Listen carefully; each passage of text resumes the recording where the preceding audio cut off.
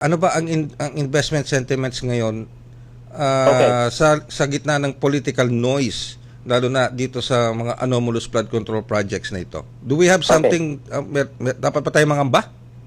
Okay, ito po yung ano, kung titingnan po natin yung estado po ng ating ekonomiya nung third quarter, lumakas lang po yung ating economy ng 4%.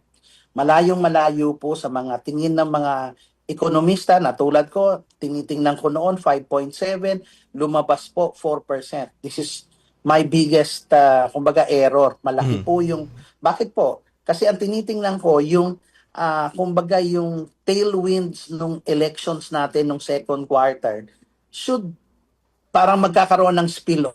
Mhm. Para magkakaroon siya ng spillover.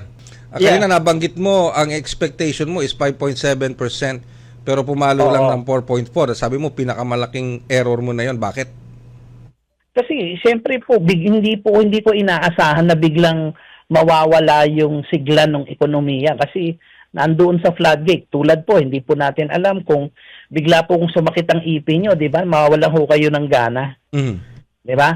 Ganyan po yung pinakamagandang example po na ganyan din po yung naramdaman ng bawat Pilipino dahil dyan sa corruption.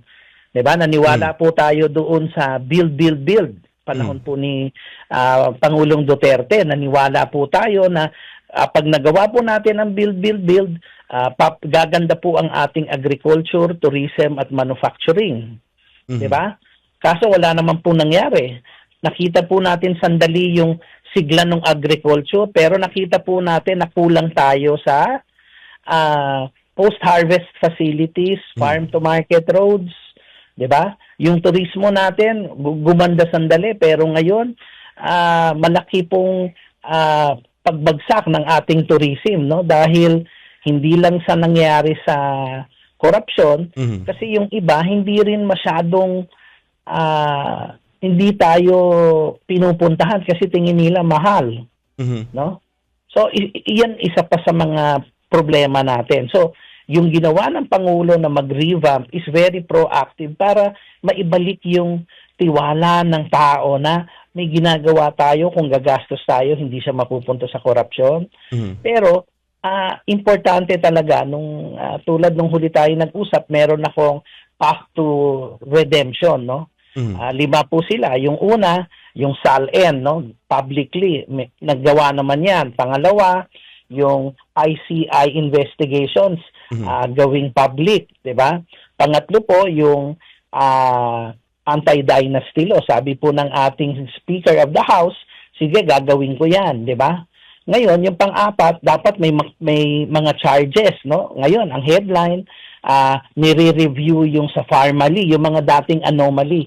Kasi pag yun po ang mga natuloy habang iniimbestigahan pa tong floodgate at merong nakulong, isa pong magandang proof of concept yan na may ginagawa yung Yan. gobyerno. Hindi po parang pinababayaan lang natin mawala sa news cycle. Mhm. Mhm. So yan po ang dapat mangyari. Sana po, bago magpasko, tapos merong makulong Mhm. Mhm. para pag bagong taon, bagong buhay tayo, bagong pag-asa.